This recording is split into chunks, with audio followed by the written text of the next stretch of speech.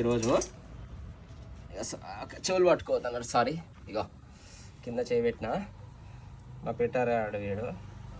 అయితే ఏమైందంటే మా మూనుగాడు ఉన్నాడుగా వైట్, వాడు ఇప్పుడు లేడు. ఓకే, పీటర్ గారిని వదిలేస్తున్నా ఒకసారి కదా. ఇక్కడ చూపి, బ్లాక్ వాడు ఏం చేసిండో, గుంత చేసిండు చూడు. దూరం వెళ్ళి దూరం వెళ్ళి ఇక్కడ ఫోన్ ఇక్కడ. ఎంత పెద్ద గుంత చేసిండు. ఈ గుంతల నుంచి ఇగో ఇట్లా మేము పెట్టినా కానీ దీని కింద నుంచి వచ్చేస్తున్నాడు.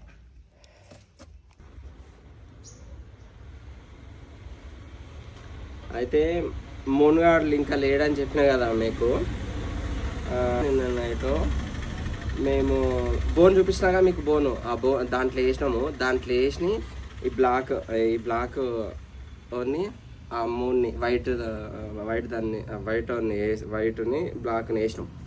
బ్లాక్ని వేసి మేము ఇక అంటే నైట్ డైలీ వేస్తాం 10కి అట్లా వేసేసి ఇక పడుకుంటాం. పడుకొని మాకు సౌండ్ వస్తుంది 1 o'clockకి 12:45కి సౌండ్ వస్తుంది.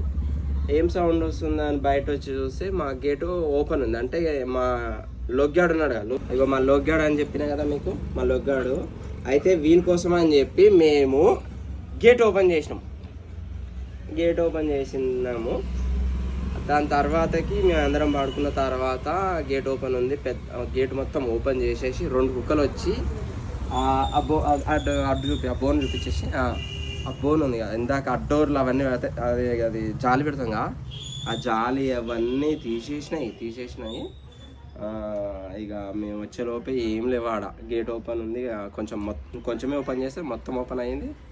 అయితే మేము చూస్తే ఏం లేవు ఆడ. అయితే మేము చాలాసేపు వెతికినాం.